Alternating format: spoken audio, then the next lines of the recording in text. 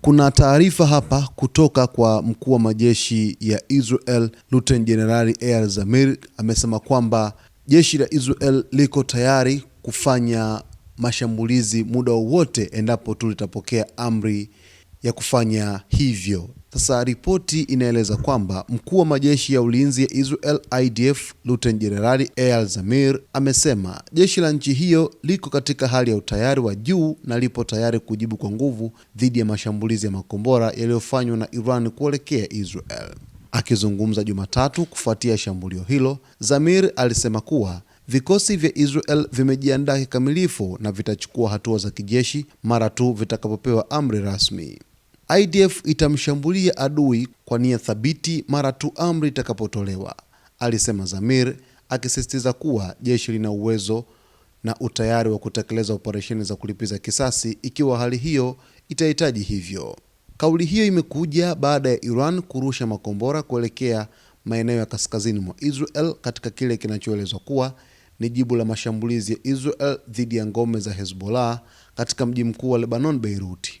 Jeshi la Israel limesema mifumo yake ya ulinzi wa anga ilifanikiwa kuyazuia makombora hayo, huku viongozi wa kijeshi wakionya kuwa hatua zaidi zinaweza kufuatia. Tamko la Zamir linaashiria uwezekano wa kuongezeka kwa mvutano kati ya Israel na Iran wakati juhudi za kimataifa za kuzuia mzozo mkubwa zaidi wa kikanda zikiendelea. Kwa taarifa tu ambayo ameitoa mkuu wa majeshi ya Israel Luteni Jenerali Eyal Zamir, inaonyesha wazi kwamba Israel muda wowote kuanzia sasa huenda wakaanzisha wimbi la mashambulizi kuelekea nchini Iran na wao kulipa kisasi dhidi ya kile ambacho Irani imekifanya katika ardhi ya Israel kwa kurusha makombora moja kwa moja katika maeneo mbalimbali huko nchini Israel.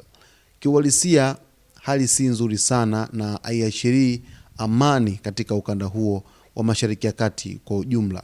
Najaribu kuwaza jinsi gani ambavyo Irani wametoa taarifa yao ambayo nimekuripotia hapo chini kwamba endapo watashambuliwa basi wanaweza kupanua wigo wa mashambulizi kwa kushambulia malengo mengi zaidi katika ukanda wa Mashariki ya Kati, lakini vile vile wakizitaja pia hata kambi zote za Marekani zilizopo katika eneo la Guba huenda zikakumbana na mashambulizi, lakini pia hata baadhi ya maeneo hapo nchini Israel yamewekwa kwenye target nzito na vikosi vya Irani.